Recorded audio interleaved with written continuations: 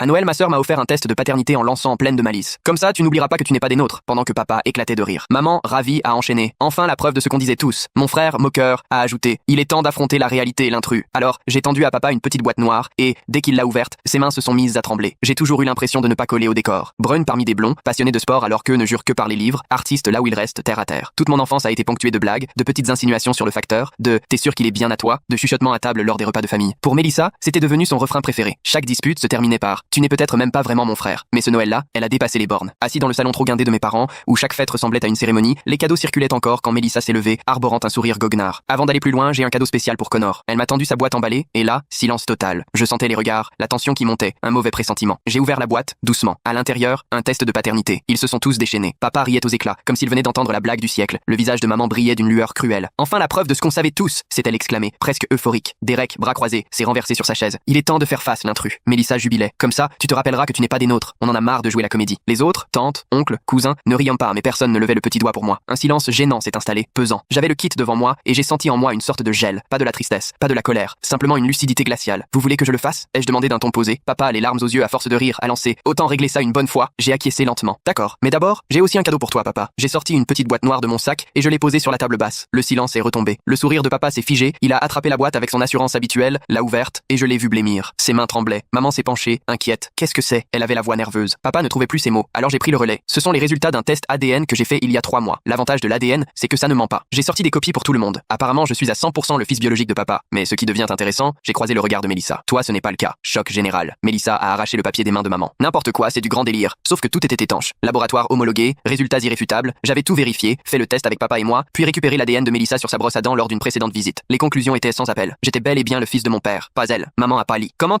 j'ai récupéré l'ADN de Mélissa? Ai-je repris. Exactement comme vous avez imaginé pouvoir m'humilier. Il suffisait juste d'être plus malin. Papa restait figé devant la boîte, comme s'il venait de tout perdre en un instant. 29 années remises en question en quelques secondes. Derek a tenté de s'interposer. Il doit y avoir une erreur. J'ai montré mon téléphone. On appelle le labo tout de suite si vous voulez. Ils attendent mon appel pour confirmer. Le silence, immense. Mélissa s'est effondrée en larmes, bruyamment, non pas à cause du remords, mais devant l'effritement de son image de fille parfaite, la vraie fille de la famille. Maman a tenté de venir vers moi. Connor, on devrait régler ça entre nous. J'ai levé la main. Non, vous avez voulu que ça se passe devant tout le monde. Vous en avez fait un spectacle de Noël. Alors on termine ici, maintenant, devant tous les témoins. Je regardais ce kit posé sur mes genoux. Je n'ai plus besoin de ça. Je sais enfin qui je suis. Mais vous, est-ce que vous le savez? Je me suis levé, j'ai attrapé mon manteau, et je suis parti vers la porte. Dans mon dos, la famille éclatait déjà. Cris, accusations, mensonges démasqués, tout volait en éclats. Mon téléphone s'est mis à sonner avant que j'atteigne la voiture. Je n'ai pas décroché. Pendant 29 ans, ils m'avaient fait sentir que je n'étais pas à ma place. Désormais, eux aussi savaient la vérité.